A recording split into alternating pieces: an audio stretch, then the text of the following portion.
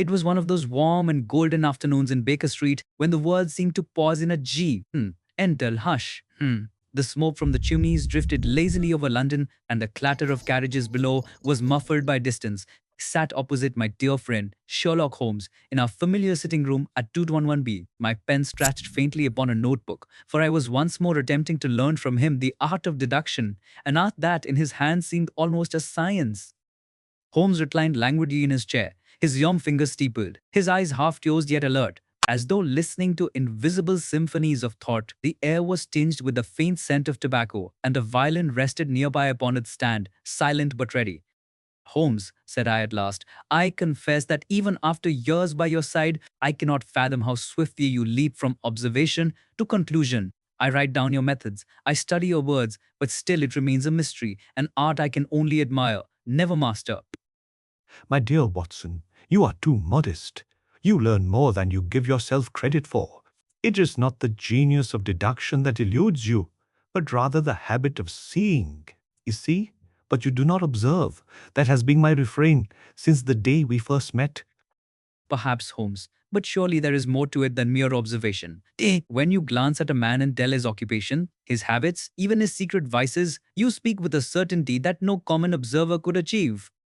Certainty, Watson, is the fruit of probability cultivated with experience. To know what is likely, one must know the thousand details that form the tapestry of life.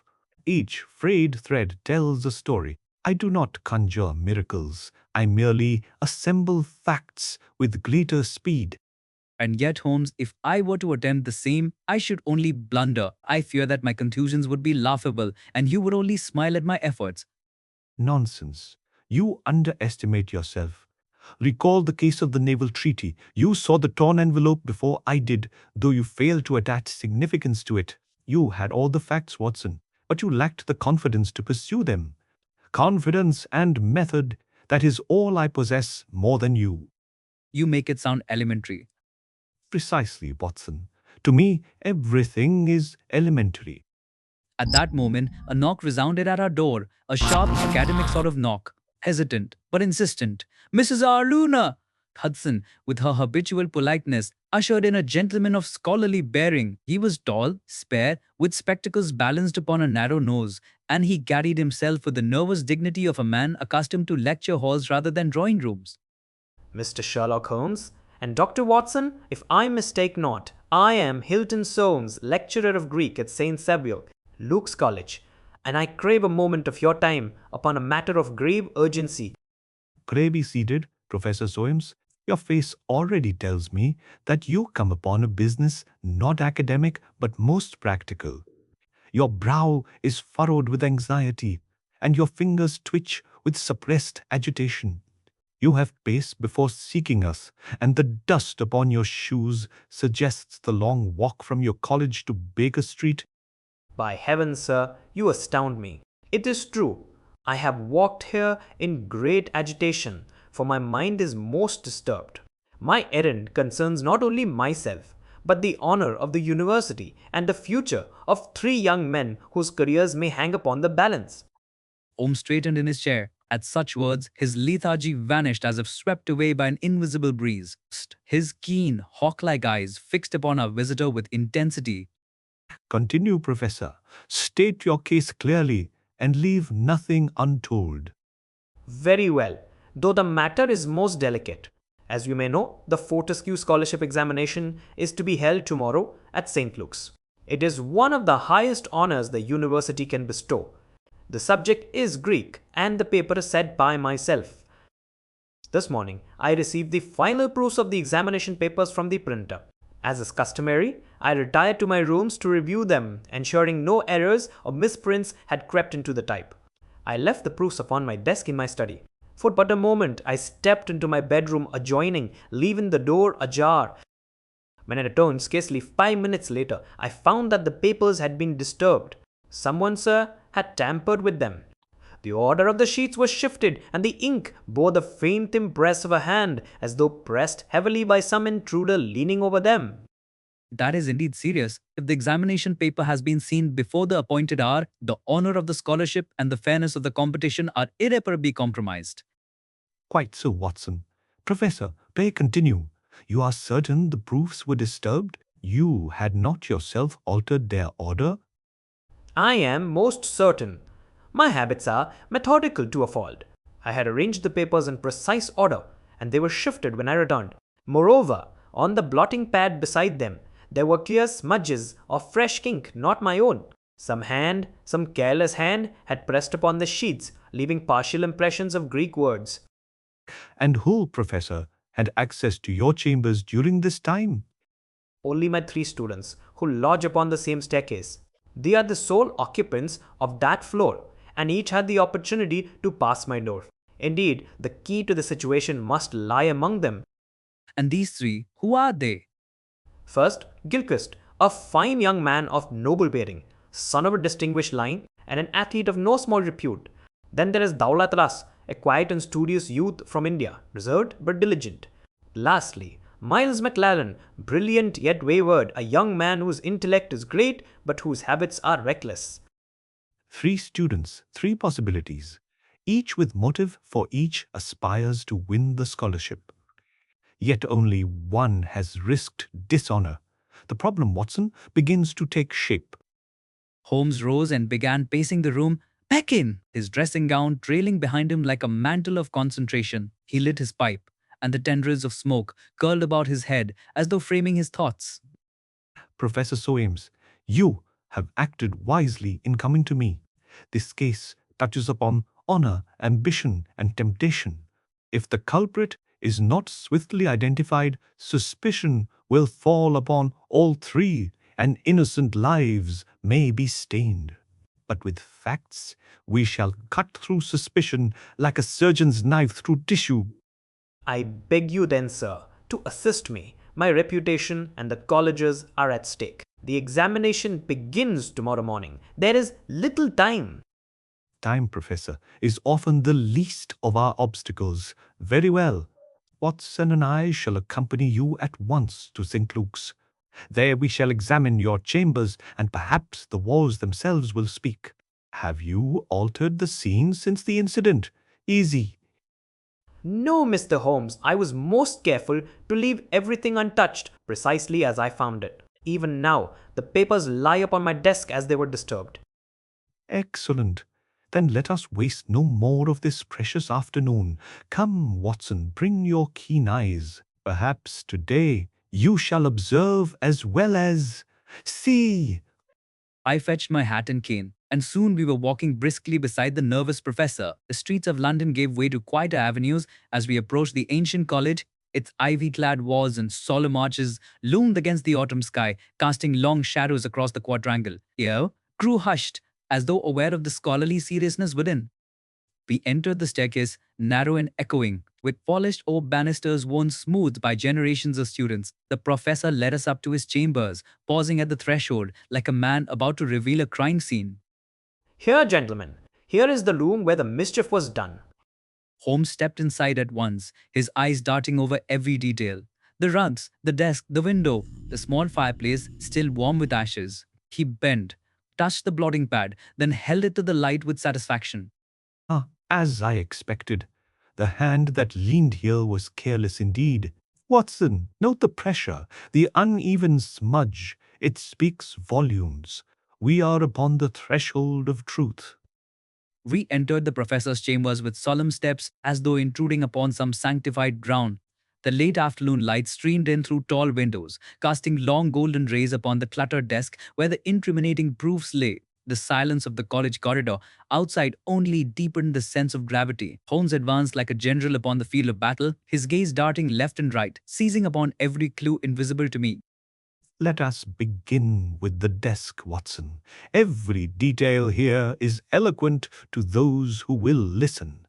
Professor Soames, you say you left the proofs upon this very surface? Yes, Mr. Holmes, spread neatly in order. When I returned, the pile was slightly askew. My eye is trained by years of precision. I knew at once that some hand had touched them. And this blotting pad? Watson, see how the ink marks here correspond faintly to the Greek characters? That tells us our intruder not only shifted the papers, but leaned upon them to transcribe. He did not merely glance, he wrote. Indeed, Holmes, the marks are visible, though I should never have deduced so much from them. That is the difference between seeing and observing, my good friend. My good friend, the careless intruder pressed hard. We may even determine the kind of pen used, for the pressure leaves its own tail. Professor, do you possess such a pen?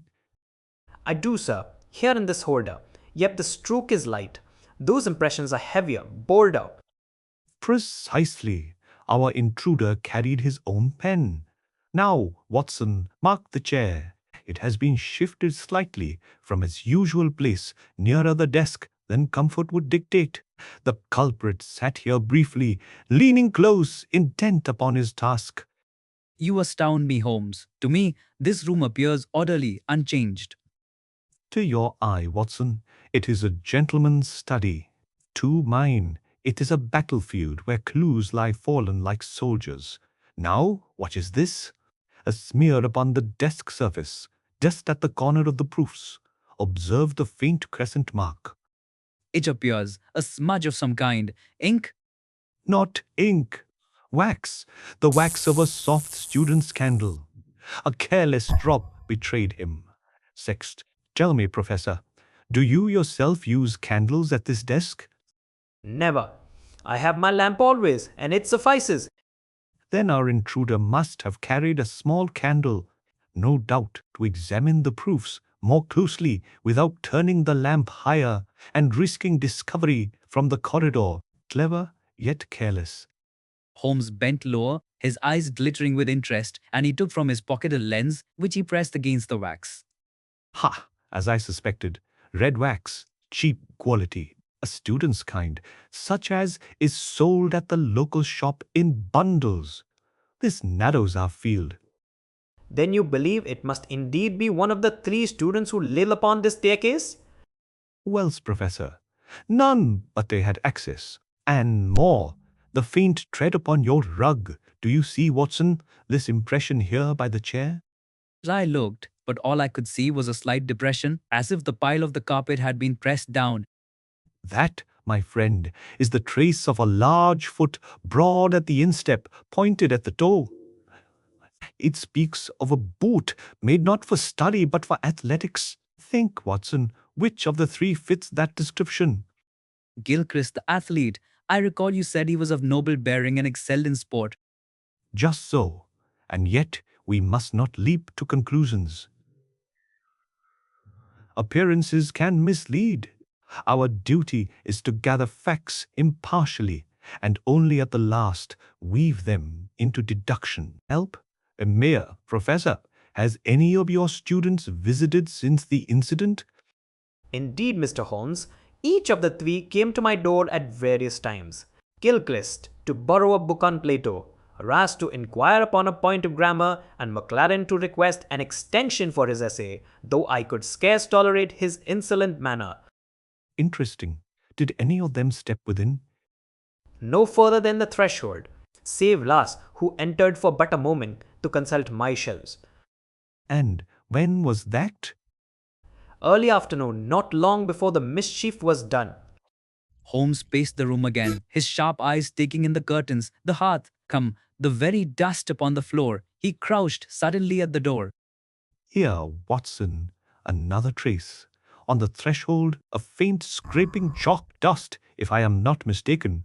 Do you recall, Professor, which of your students handles chalk? Gilchrist, sir. He practices daily in the gymnasium, marking his distances upon the floor. It clings to his shoes at times. Then the balance tips further towards him. And yet, I repeat, we must not conclude, for a clever rogue might imitate such traces to mislead us. Holmes moved next to the window, which stood partly open, admitting the cool breeze of evening. Croissant, he begged, examining the sill. Note, Watson, the scratch here upon the wood. A nail, recently cut, dragged across the surface. Our intruder leaned here as he listened. His nails are uneven, cut carelessly. Professor, Which of your students keeps such hands? Leo's McLaren, without doubt. He is slovenly in dress and careless in all things. Then our circle narrows once again. But we must gather more. Professor, might we speak with your servant? Might we? Whoever cleans this chamber may have observed something unusual. Certainly. Bannister, my servant of many years, is faithful and discreet. He was present earlier today. The professor rang a small bell, and soon an elderly man appeared, grey haired and dignified, yet plainly troubled by the summons. You called, sir? Bannister, this is Mr. Sherlock Holmes and Dr. Watson. They assist me in a matter of grave import. Speak freely to them as you would to me. Bannister, you were in this room today? Yes, sir. After the professor went to his bedroom, I remained a short while, arranging the hearth and setting the lamp. Did you observe anyone enter? No one, sir. The corridor was quiet, and I heard no step. Yet you seem troubled. Your eyes shift, your hands tremble. Speak, man. The truth, however awkward, will aid your master. Forgive me, sir. It is true. When I left the room, I found the door ajar, where I was sure I had closed it, and the papers upon the desk seemed askew. But I thought little of it until the professor himself returned and gave alarm. A significant detail. You saw the disorder first, yet you held your tongue. I did not wish to alarm my master without cause, sir. I thought perhaps I myself had brushed them. Hmm. Very well. You may go, but remain near. I may have more questions. Bannister bowed and withdrew. Holmes turned sharply upon me, his eyes gleaming with suppressed excitement. Watson, the net closes. The trail is clearer with each step. Tomorrow the truth must be revealed. Tonight we shall observe our quarry unseen. Professor, grant us leave to keep watch within your chambers. The culprit, emboldened by success, may return. By all means, Mr. Holmes. The room is yours. If we can preserve the honor of the scholarship, I shall count myself forever your debtor. And so it was arranged. As the evening shadows deepened, Holmes and I concealed ourselves behind the heavy curtains of the study. Corridor outside grew hushed. The bell of the college told the hour. Shadow jarred. I confess, my nerves were strung taut as a violin string, while Holmes remained calm, his keen gaze fixed upon the dimly lit desk. Thus did we prepare to catch a scholar turned thief, an intruder among the innocent. The evening deepened into a quiet darkness, play broken only by the occasional flicker of the gas lamps in the college corridors. Holmes and I were concealed within the shadows of Professor Soames's study, our eyes fixed upon the desk, upon the chair, and upon the faint gleam of the proofs beneath the lamplight. A peculiar hush had fallen over the building, as though the very walls held their breath. I confess that my nerves, ever susceptible to tension, fluttered like leaves in a breeze. Holmes, on the other hand, seemed untouched, his eyes glinting with anticipation. Every muscle in his frame vibrated with that peculiar excitement I had come to recognize as his prelude to action. Observe, Watson, the culprit is not yet bold enough to strike again, but he will. Impatience is the twin of ambition. It drives men to risk their honor and fortune alike. When he comes, we shall know him at once, for his every movement will betray the inner agitation of guilt. Haifa, we waited, the minutes crawling as if reluctant to advance. Outside, the wind whispered through the trees in the quadrangle, casting shadows that danced upon the floorboards. Holmes's eyes did not waver. He seemed to absorb even the subtlest shift in light, every creak in the floor, every flutter of the curtains. Mark my words, Watson. The first step, the faintest creak, the shadow that hesitates at the doorway. Hey, they are the heralds of truth. At last, a sound, the softest rustle upon the stairs, a step careful and deliberate. Holmes's hand rose slightly, a signal to remain silent. The corridor light caught a figure, small and slight, moving with the measured caution of a student seeking forbidden knowledge. There, see the hesitation in the gait, the hand that flutters near the pocket, as if to guard some illicit object. That, Watson, is our scholar. Observe, but say nothing. Holmes held me motionless as the figure entered the professor's doorway. By the lamplight, I could discern the careful features of Dowlath Ras, the quiet, unassuming student from India. My heart leapt. For I had expected it might be Gilchrist or McLaren, yet Holmes's eyes seemed to weigh the moment with perfect composure. Notice, Watson, the gentlest touch upon the desk, the precise adjustment of the papers. See how his fingers linger on the proofs as though searching for some imperfection. There is no violence in this, only hesitation, curiosity, perhaps a misguided attempt at understanding. Ross's eyes scanned the sheets, his lips moving as though murmuring the Greek words silently. Holmes's gaze did not falter. He leaned slightly forward, pipe forgotten, absorbing every subtle signal of intent. The student is cautious, yet not entirely clever. He fears detection, yet he does not fear the act itself. There is knowledge in his demeanor, Watson, a careful intelligence tempered by inexperience. Holmes signaled with a barely perceptible nod. Sure, I saw him rise, smooth as a shadow, and step toward the open doorway, leaving Ras none the wiser of our observation. The student, unaware of our presence, continued to scrutinize the proofs, unaware that each moment was noted, each hesitation catalogued. And now, Watson, the decisive moment approaches. Observe the hands, ink upon the fingertips, smudges on the nails. These are marks of curiosity, not of malice. Hands. Yet, as always, the first mistake reveals the guilty heart. I held my breath. Las's attention seemed to falter. A slip of the hand sent a sheet partially to the floor. He paused, then stooped to retrieve it, and in that movement, his sleeve brushed against the desk blotting pad. Ah, as I anticipated, a trace left, subtle yet revealing. Ink upon the cuff, a perfect signature of culpability. Holmes's eyes gleamed. I could see the satisfaction of detection flicker across his face. The evidence was plain. The student had touched the proofs, disturbed the order, and, crucially, had left traces of himself behind.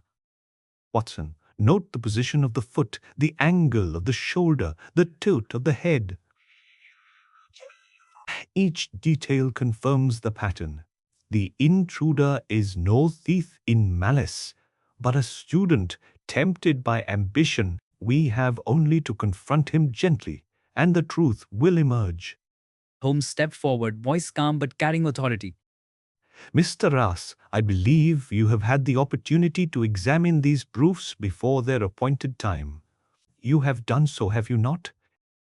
Startled, stammering. I did, sir. I confess, though I meant no harm, I wished only to study, to prepare. Ah, indeed. Your intention was study, not theft. But the temptation of ambition has led you to breach trust. The marks upon your sleeve, the ink upon your fingertips, the disturbance of the proofs, these do not lie. Ras's face grew pale, his hands trembling. The quiet dignity that had accompanied him in daylight now seemed to vanish in the face of Holmes's unerring observation. Okay. I am most sorry, Mr. Holmes. Professor Soames, I did not wish to compromise the examination. I only feared that I might fail if I waited until tomorrow. Fear, ambition, and curiosity, three qualities that have undone many a scholar before you. Yet, the moment you confess is the moment you restore your honor. Professor, you will wish to determine the next course. Indeed, Mr. Rass, your honesty in confession is commendable. Yet, we must consider the integrity of the examination. Holmes, what counsel do you offer? We allow the papers to remain untouched for the night, as shall be kept under observation, discreetly of course. By morning, the truth of his intentions will be clear, and measures may be taken to ensure fairness. The slightest error, Watson, could ruin a student's future, and yet the lesson of conscience is invaluable. As the night wore on, Holmes and I watched silently, noting every movement. His remained unaware of our observation, pacing quietly or glancing at the proofs, torn between conscience and curiosity. Holmes's mind, I realized, was far more active than my own, cataloguing, deducing, predicting the student's next step. Watson observed the rhythm of his actions and its real help. Each hesitation, each glance at the papers reveals the nature of his character. There is fear, yes, but also intelligence and the potential for reform. The proper guidance will shape him yet. By the first grey light of morning, we had learned all that the night could teach. Holmes's keen eye had recorded every detail, from the smudge of ink upon Ross's cuff to the minute adjustments he made to the proofs. And when the professor returned, weary from his own vigilance, we were ready to confront him with the results of our observations. Professor Soames, the matter is clear. Mr. Ross has tampered with the proofs, though not with malice. He acted out of fear and ambition, and he has confessed. The evidence is unmistakable, and yet the lesson lies not in punishment, but in the understanding of character. The professor nodded gravely, impressed by Holmes's calm judgment. Russ, pale but composed, bowed his head in penitence, and I could see the weight of his conscience heavy upon his shoulders. Let this suffice as a warning, Watson. Ambition, if unchecked, leads even the most promising student astray. Yet temper it with guidance, and it may become a source of strength. King, and so ended our vigil, the first chapter of Revelation complete. Holmes, ever methodical, had proven once more that observation, deduction, and patience unveiled truths that no mere accusation could ever reveal. The morning air was crisp as we left the quiet chamber of Professor Soames. London seemed to awaken around us with the muted hum of horse-drawn cabs and the occasional shout of street vendors. Yet, my thoughts remained with the events of the night. Holmes walked beside me, his gaze fixed upon some invisible pattern, lips pursed, fingers lightly steepled. "Watson," he said at last, "the matter with Ross, though serious, is but the first layer of truth. Something else lingers, an undercurrent among the three students, subtle, almost imperceptible." I frowned, puzzled. "Holmes, I thought Raz's confession resolved the matter. Is there yet more to uncover?" Always more, Watson. One confession does not necessarily tell the entire story. Observe the motivations, the minutiae, the alignment of conduct, the traces left unconsciously. Ras acted from anxiety, but I perceived the shadow of influence from another quarter.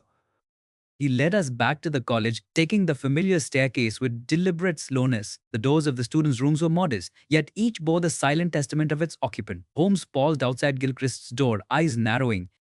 Note, Watson, the state of the threshold. The dust is uneven here, compacted toward the right. Someone has passed this way frequently, but in a careful, almost ritualistic manner.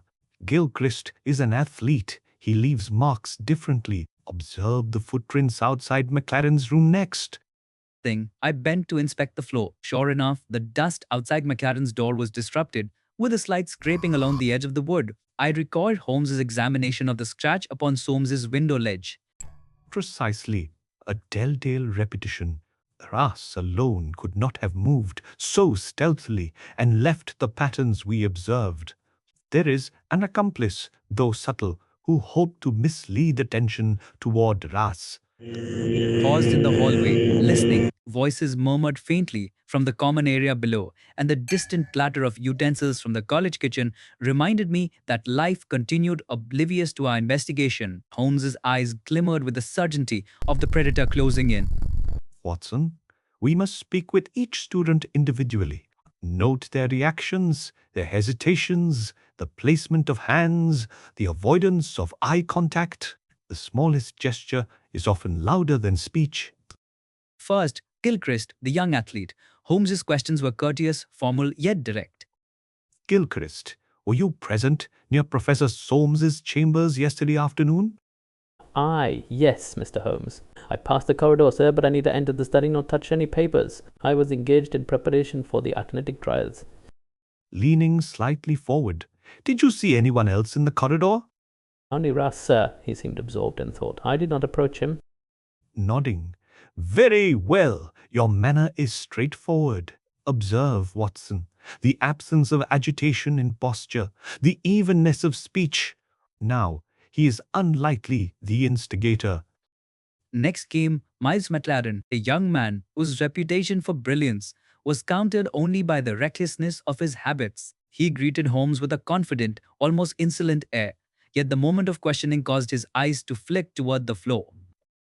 McLaren, were you in the vicinity of Professor Soames's study yesterday afternoon? Hesitating. I might have passed the corridor, yes, but I swear, Mr. Holmes, I did not touch the proofs. Then tell me, McLaren, why do we find faint scratches near your room? similar to those observed at the professor's window. How no! Swallowing. I do not know. I might have leaned against the windowsill while reading, perhaps. A plausible explanation. Yet, Watson, note the hesitation. The eyes avert, the hands clench slightly. These are not the signs of mere accident. Holmes directed our attention to the pattern of disturbance outside McLaren's door, then to the very blotting pad Ross had smudged. Ross touched these sheets in innocence and fear. Yet McLaren, with ambition tempered by cunning, saw the opportunity. He left minimal traces, intending to shift blame onto a timid student, hoping to preserve his own advantage. McLaren's expression faltered under Holmes's gaze. The mask of insolence began to crack. You believed Ross to be guilty alone, McLaren, and you wished him to bear the shame while you reaped advantage. Yet even the smallest touch betrays the hand. Observe, Watson, the subtle ink on his cuff, the faint indentation of his pen upon the blotting pad. Voice faltering. It was only curiosity, sir. I did not mean to harm.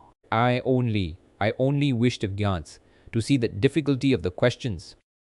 Curiosity and ambition, yes, but at what cost? The honor of the examination, the trust of your professor, the reputation of your fellows. These are not trifles. McLaren's head sank, and I could see genuine contrition mingled with the fear of consequences. Holmes, however, seemed calm, methodical, as if weighing the morality of exposure against the lesson to be imparted. Professor Watson, the path is clear. Russ acted out of anxiety, McLaren acted with ambition and cunning. The former may yet be guided. The latter requires instruction through recognition of consequences. Both, however, must learn the sanctity of trust. Gravely. Then I understand. Ra shall be permitted to sit the examination under supervision. McLaren will face the moral lesson of his deception. Holmes, your judgment is as exact as ever. Indeed, Watson, note the measure of discretion. It is as important to protect the innocent as to reveal the guilty. The objective is truth, tempered with fairness.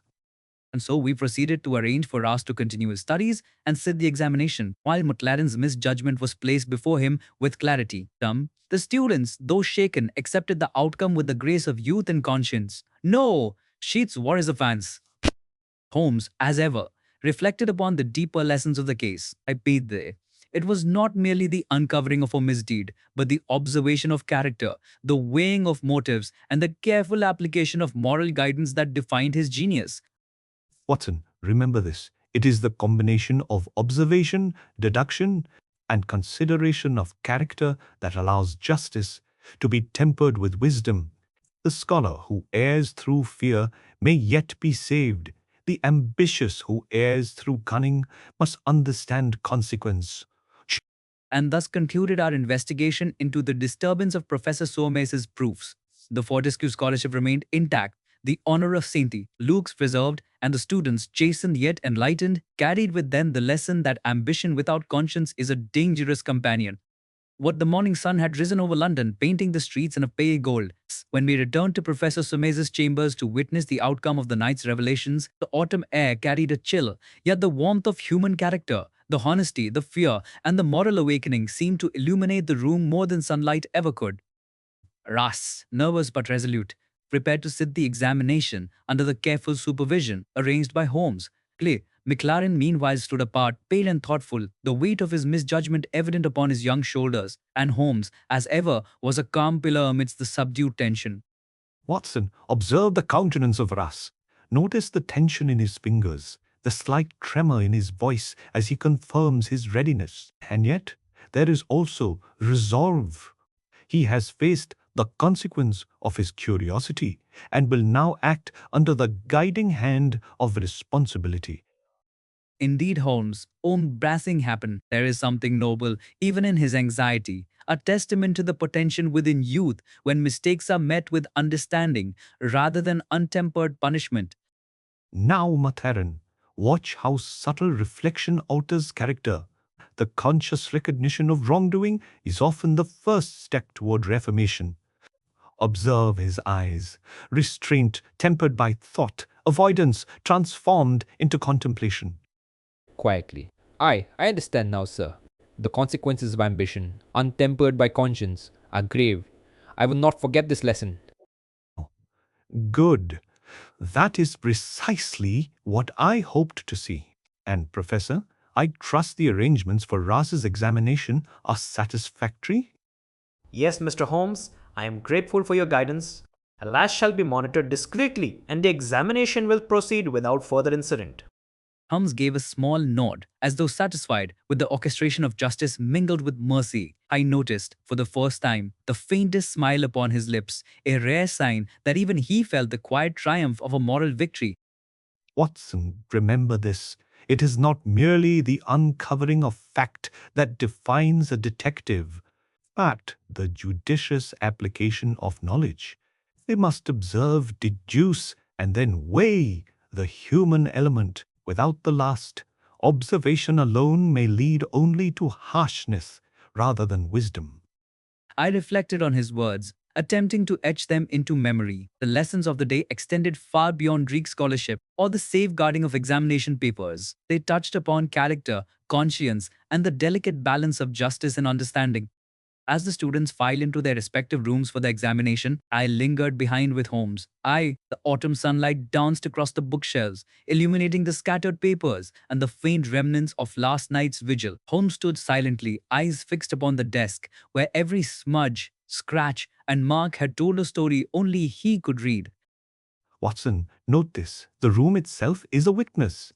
Every disturbance, every subtle mark left unconsciously reveals intent and character. The detective's task is merely to read what the environment tells us. I nodded, humbled as always. Holmes, your deductions are swift and precise, but I marvel at the moral discretion you exercise. Hollyorinks as Lass has learned the weight of temptation, McLaren, the consequences of ambition. There is justice, yet tempered with humanity. Precisely, Watson. Observation alone is incomplete without the consideration of the human soul. One can record facts endlessly, yet without comprehension of character, judgment is hollow. Holmes motioned for me to accompany him back to Baker Street. The streets of London were now alive with the clamour of commerce and the rustle of daily routine. Yet in our minds, the quiet drama of the scholarship and the moral awakening of two young men lingered. A story of subtle human error and the power of guidance. Watson, let this case remind you that deduction is a tool, not merely for exposure, but for understanding. Observe the smallest detail, yes, but also weigh the intentions and character of those involved. Huggage's guise, not Huggage's Hilkine. The truest victories are those that balance justice with mercy. As we walked, I reflected upon the lessons of the past hours. Holmes had shown once more that the world is not merely black and white. Human nature is complex, and even misdeeds born of fear or ambition can be guided toward virtue through careful observation and judicious intervention. At Baker Street, I resumed my pen, eager to record the events that had unfolded through Lekenthal. For the day had provided lessons that reached far beyond scholarship. Holmes, sitting in his chair with a faint curl of tobacco smoke about him, seemed absorbed once more in thought, as though already anticipating the next puzzle that life would present. Watson, recall this final point. The value of deduction is not in the rapidity of discovery alone, but in the clarity of comprehension and the justice that follows. Never forget, the smallest traces, the tiniest gestures often reveal truths far larger than words alone. I took a deep breath, feeling both admiration and a renewed resolve to refine my own powers of observation. Holmes had once more transformed a simple case of academic disturbance into a study of character, morality, and the delicate equilibrium of justice. And so ended the adventure of the three students, a tale of ambition, fear, and human frailty, resolved not merely by revelation, but by understanding and guidance. Holmes, ever the master of deduction, had once again demonstrated that, in the hands of the truly perceptive, even the smallest mark can illuminate the character of a man. As the evening fell over Baker Street, I sat beside him, reflecting upon the day's events. I realized that my role was not merely to witness his genius, but to learn from it, to cultivate my own powers of observation, deduction, and, above all, moral discernment.